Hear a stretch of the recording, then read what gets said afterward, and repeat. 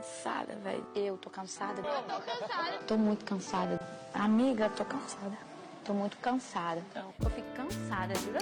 Eu tô cansada, mas eu tô muito cansada. Do jeito que você tá cansada, eu também tô. Esse é um vídeo sobre cansaço. Não apenas isso, mas sobre como o meu cansaço da vida, o universo e tudo mais foi tanto que me levou a experimentar uma coisinha chamada ChatGPT. Que, se você não sabe, é aquele chatbot que é capaz de entender a linguagem humana e gerar uma resposta semelhante a um ser humano após receber um pedido. Então é basicamente você conversar com alguém, mas sem ser uma pessoa de fato, você tá conversando com um robô. Não esqueça que é um robô. Esse robô não é o seu terapeuta. Vai contratar um terapeuta de verdade. E entre perguntas para entender melhor como funciona e se essa promessa de ajuda virtual realmente é real, fiz uma pergunta simples para talvez tentar me ajudar, e aí ela foi: como a negritude mudou a cultura pop? E é claro que eu esperava tudo, desde um silêncio sepulcral, que foi algo que eu recebia a princípio, até a mais genérica das respostas, que veio logo depois. Mas entre tantas coisas que eu fiquei pensando, uma que não saiu da minha cabeça foi que não tem como pessoas negras serem substituídas por inteligências artificiais ou serem roubadas pelas mesmas, pois os brancos já fizeram isso pelas máquinas. Um robô consegue compor uma sinfonia? Um robô consegue pintar uma bela obra-prima? Você consegue? Esse vídeo vai ser um pouquinho diferente. Ainda vai ter a quantidade massiva de informação que vocês gostam, as piadas aleatórias e o apresentador usual de sempre, eu mesmo, a Barbie Antropóloga. Meu nome é Juno, esse é o Corpo Negro Mídia Branca e hoje a bebida alcoólica até deveria ser mandatória, mas não vai ser não. Eva!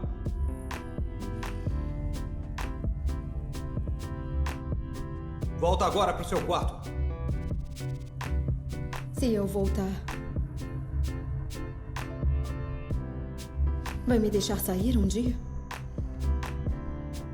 Existe um termo constantemente utilizado quando a gente fala em estudos antropológicos e sociais, a tal da alteridade. A mesma pode surgir em textos como uma característica do ser humano, evidenciando a forma que encontramos para reconhecer outras culturas. Ou como uma crítica, como caso não se tome cuidado, a alteridade se torna etnocentrismo, o que significa colocar a sua cultura e etnia no centro de debates sociais e culturais, o que é meio errado. De uma forma ou de outra, a alteridade não é algo completamente ruim, é mais como uma pergunta sobre a possibilidade de uma relação com o outro. Como nos relacionamos com o outro? O que nos permite entrar nessa relação?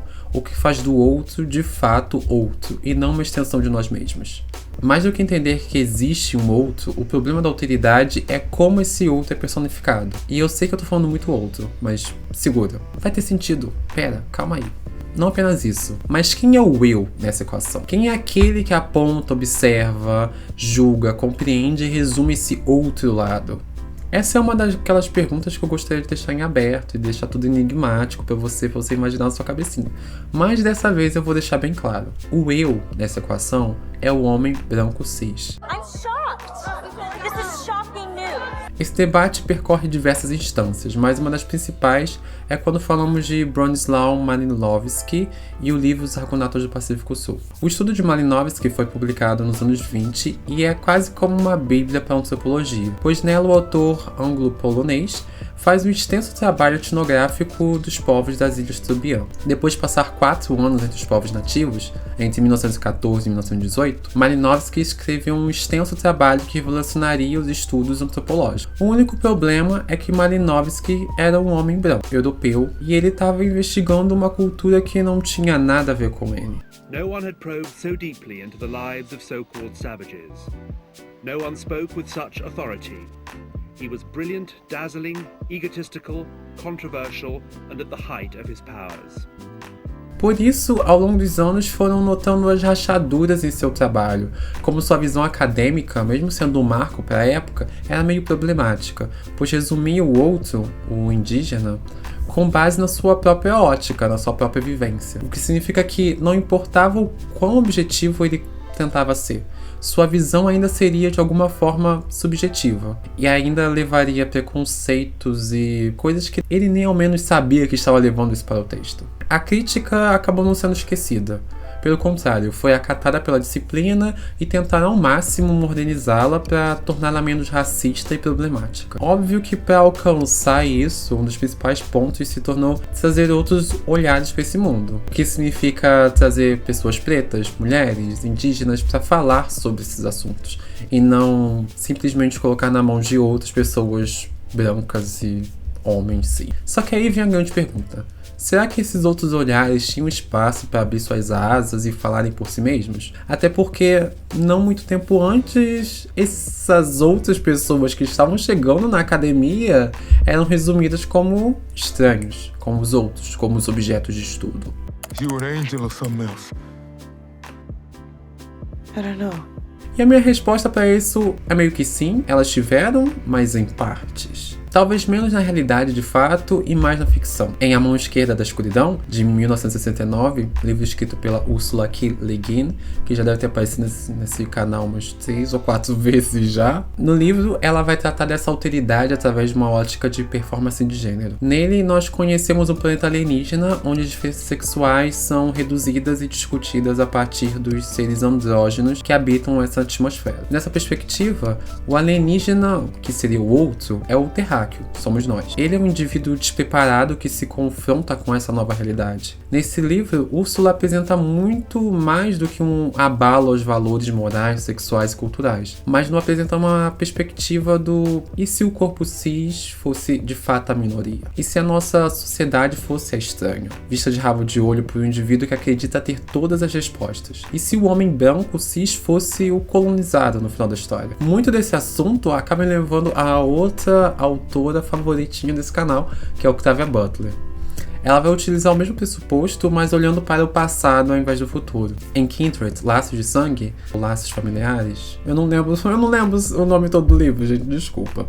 Livro de 1979, Butler parte da premissa de que é a partir das relações entre alteridade e violência que a narradora do livro se defronta com a própria identidade de mulher e negra. Em uma trama regada à viagem do tempo, uma mulher dos anos 70, com um olhar moderno sobre si mesmo, viaja para o passado escravocrata. Dana, sua protagonista, se torna o outro aqui. Ela é um indivíduo que está deslocado, olhando de fora, criticando e julgando uma sociedade que não a pertence mais, ou que nunca a pertenceu, apesar que essa sociedade acredita que tem algum tipo de controle sobre ela por causa da cor da pele dela. Porém, o mais curioso da história de Butler é como a mesma traz uma sensação de comodismo e desesperança. Dana praticamente precisa despersonalizar todas as suas escolhas e decisões para conseguir arcar com o peso de agir a favor de uma sociedade escravocrata. Ela literalmente precisa aprender a engolir o próprio orgulho e jogar com as regras que lhe foram dadas. Pera, ela também precisa fazer isso no presente, né? Em Kindred, nós temos uma inversão de valores. Se durante o colonialismo o branco entendia o corpo negro como o outro, o errado, o que precisava ser dominado, na história de Butler, Dana compreende a sociedade como o grande outro. Ela sabe o que acontecerá no futuro, ela entende que a abolição da escravatura e a liberdade dos escravos é um processo árduo, lento e doloroso, e terá consequências evidentes tanto nos anos 70 quanto depois disso. Mas o mais interessante de Kindred é que nos mostra que, na ficção científica, o futuro não é justo. Estamos falando de um livro que trata sobre uma mulher negra viajante no tempo que precisa conviver com o medo de ser uma mulher negra perdida no tempo. Doctor Who, por exemplo, demorou mais de 60 anos para entender o quão poderosa e pesada pode ser uma trama como essa. Foi apenas na série moderna, em 2003, que tivemos o vislumbre de um personagem negro de certa importância, o Mickey, que até hoje ele é meio odiadinho, né? Tadinho. Eu tenho um pouquinho de pena do Mickey, apesar que ele termina bem pra caramba. E apenas depois disso, tivemos uma mulher negra como companheira do Doutor, interpretada por Freema Agyeman. A personagem de Martha Jones foi ignorada pelo Doutor por toda essa temporada. E é odiada por boa parte do fandom até hoje. Apesar que ela também termina bem. Porque ela termina com o Mickey. E pra mim isso dá um quentinho no coração, apesar de ser tipo, ali ó, tem um preto aqui, tem outro preto aqui, vamos juntar ele. Eu sei que tem um pouquinho disso, tá? Porém, eu acho fofo porque são duas pessoas que eram meio que jogadas de canto, jogadas de escanteio, e que não eram amadas pelas pessoas que elas estavam juntas, né? Então no final elas ficam juntinhas e você fica, putz, legal. Porém, foi apenas recentemente, na era da doutora de Jodie Whittaker, que vimos o racismo operando em um corpo negro fora de seu tempo. No episódio Rosa, lançado em 2018, temos uma das tramas com o personagem histórica mais interessante do Doctor Who. Nele, vemos o que aconteceria se o doutor encontrasse Rosa Parks, a ativista norte-americana que se tornou um símbolo do movimento dos direitos civis dos negros nos Estados Unidos. E enquanto víamos um pouco de Rosa, também víamos um pouco de Ryan Sinclair, um homem negro, e de Yasmin Khan, uma mulher muçulmana, precisando lidar com a sociedade dos Estados Unidos dos anos 50. Mas o mais bizarro disso é que tudo que eles enfrentam nos anos 50 é só uma versão em maior escala do que eles já enfrentam em sua contemporaneidade. Ok, Juno, mas o que tudo isso tem a ver com pessoas negras sendo roubadas e a negritude mudando a cultura pop? O que tu tá falando, meu amor? Antes, vamos deixar todas essas perguntas de lado e vamos falar de outro nome da ficção científica, Isaac Asimov. Ele foi um dos autores mais proeminentes quando falamos em ficção científica. Criou as leis de Asimov e boa parte das tramas relacionadas a robôs que vemos hoje em dia são inspiradas nos livros dele. Porém, o que Asimov propõe em seu trabalho não é algo inovador. Ou melhor, o contexto aplicado é inovador, mas não a sua síntese. O que eu quero dizer é que, para criar argumentos como Eu, Robô, ele apenas se perguntou: e se as máquinas fossem conscientes? E se esse outro que eu construí com os meus olhos e intelecto se tornasse senciente? E se o negro se levantasse contra o branco? Ou se a mulher não aceitasse mais ser calada? E se o indígena tomasse a tecnologia branca? E se, sei lá, o trabalhador tomar os meios de produção? O que aconteceria? A colonização europeia fixou em nossas mentes colonizadas que conhecimento científico se produz por um corpo específico, que tem cor, território e por vezes falo. A branquitude tem estrategicamente nos afastado de espaços que disputam o futuro, ao apagar nosso passado pré-colonial e nos silenciarem do presente. Nada disso apaga o fato de que Asimov ainda era um cara branco, mas olhando através da história, boa parte dos corpos que tomaram narrativas de ficção científica foram mulheres e pessoas pretas. O movimento do afrofuturismo está aí para nos lembrar disso. Isso porque são espaços mais simples para se contar sua história. Uma história que nos foi roubada, pois estavam ocupados nos colocando em caixas. Não coincidentemente, isso me lembra do tópico que iniciou esse vídeo, o ChatGPT. My response to the movie was, geez, I can write a better story than that. And I thought about it and I realized, geez, anybody could write a better story than that. And my final assumption, however erroneous, was somebody got paid for writing that story. A ideia do ChatGPT não é algo novo na nossa sociedade. É pegar informações picotadas e transformar em uma informação nova. É, em resumo, invadir, conquistar e produzir conteúdo em cima disso. O mais interessante utilizando o ChatGPT é que nada disso é agressivo. Pelo contrário, ele tem uma voz simpática. Ele diz tudo o que você precisa saber e no final se alimenta da sua interação com ele. A inteligência artificial por trás do chat quase faz uma colonização do conhecimento. Sem mortes ou guerras, ele toma o que ele quer e vai embora entregando o que podemos considerar como mínimo. Nesse movimento, o ChatGPT se tornou um novo outro, sendo alvo de novas perguntas e estudos. O que será da inteligência artificial? Seremos substituídos? Quais serão as éticas por trás disso? Como iremos trabalhar com elas a nosso favor? E é nesse medo generalizado que sinto que pulamos etapas e que infelizmente estamos preocupados demais com alguns dilemas quando ainda não resolvemos nem o básico. Isso porque antes de desenvolvimento e atualização, antes de investirmos nesses setores tão pouco conhecidos, de falarmos em malefícios e benefícios dessas novas tecnologias, ainda precisamos conversar sobre os outros que são escorraçados na sociedade. Antes precisamos concordar com Abeba Birhani e Jelly Van Dijk ao defender que deveríamos focar no bem-estar de grupos marginalizados, que são desproporcionalmente impactados pela integração da tecnologia em nossas vidas cotidianas. Em um mundo onde decisões racistas são novamente normalizadas ao serem transformadas em dados, perdendo as conexões de delegação e ganhando áreas de neutralidade, não podemos perder de vista o compromisso de discutir as redes de poder e opressão incorporadas na tecnologia hoje. É como se estivéssemos em um grande avanço, mas ainda caindo nos mesmos erros. Pessoas negras sendo mortas por nada, outros conquistando conhecimento e sendo depreciadas por nada. Recentemente, por exemplo, Angela Bassett comentou sobre ter ficado 18 meses sem emprego algum após sua indicação ao Oscar por Tina, a verdadeira história de Tina Turner. I remember after What's Love, you talk about that. Yes. There were 18 months, a year and a half when I didn't work, you know? And was it because you were turning a lot of things down? No! You just didn't, there was no material out there? There was no material. There was nothing offered. Gente, Angela Bassett sem emprego depois de ser indicada ao Oscar por conta de uma das melhores cinematografias do cinema. E digo mais, melhor que Elvis. And I always ask my mother, I said, Mother, how come is everything white? I said, why is Jesus white with blonde and blue eyes? Why is the Lord's Supper all white men? Angels are white, Pope and Mary and even the angels. I said, Mother, when we die, do we go to heaven? She said, naturally we go to heaven. I said, well, what happened to all the black angels when they took the pictures? E é por isso que eu comecei esse vídeo dizendo que eu estou cansado. Não apenas eu, mas eu acho que todo indivíduo negro da sociedade contemporânea deve estar exausto. Estamos a literalmente um clique de falar como a inteligência artificial. Mas ainda precisamos levantar da cama todo dia e responder as maiores perguntas da cultura pop, como: e se o Pantera Negra fosse branco? Por que Hollywood odeia ruivos? Meu Deus, a sua infância foi destruída porque agora Ariel é uma mina preta.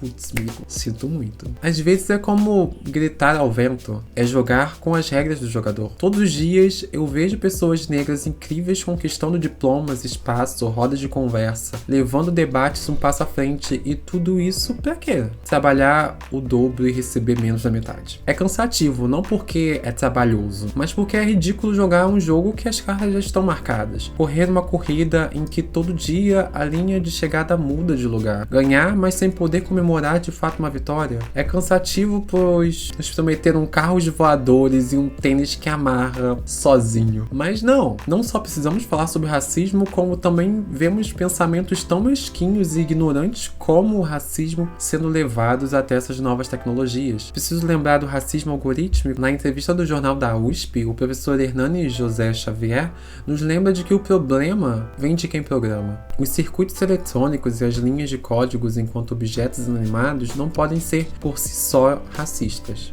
No entanto, as entradas e as saídas desses objetos podem carregar informação racista. Com isso, ter um comportamento racista. Por exemplo, um sistema de identificação de suspeitos em aeroportos pode reconhecer 90% dos negros como suspeitos e 100% dos portadores de olhos azuis como acima de qualquer suspeita. Sendo assim, tecnologias que possam agir de forma racista, como é o caso da inteligência artificial, devem ser banidas e reeditadas com uma base de conhecimento que respeite a diversidade humana. E com todas essas maravilhas tecnológicas, no fim do dia a gente ainda está falando sobre por que racismo é ruim. Depois de pensar, ler, falar tudo isso, eu já imagino qual deve ser uma boa parte dos comentários nesse vídeo. Mas é aquilo, eu tô cansado demais pra me importar com isso. Esse vídeo é mais um desabafo, uma forma de externalizar e dizer de forma indireta o que eu gostaria, mas meu advogado provavelmente iria me proibir. Dizer que podem trapacear no jogo de vocês, podem criar expectativas brancas em cima de corpos negros, podem até tentar nos silenciar, mas nada disso vai mudar o fato que ainda estamos aqui. Mas Juno, e aí? O que fazemos com toda essa informação? Olha, Jane Fonda já sugeriu umas coisas bem pesadas. Eu não colocaria minha mão no fogo por causa dela. Mentira, eu colocaria minha mão no fogo por causa da Jane Fonda sim. Ela é perfeita, maravilhosa. Se com tudo que ela fala. Menos isso. Isso eu acho meio pesado. Mas se vocês quiserem também seguir isso, eu não estou incentivando nada. Advogado, estou tirando minha mão daqui. Agora o que vocês querem fazer com todas essas informações que eu passei pra vocês, aí é com vocês. And protesting, what else do you suggest? Well, it doesn't happen overnight. It's not a miraculous. What did you say? Murder. She's kidding. Wait a second. She's just kidding. She's just kidding. It's. Well, let me talk to you about.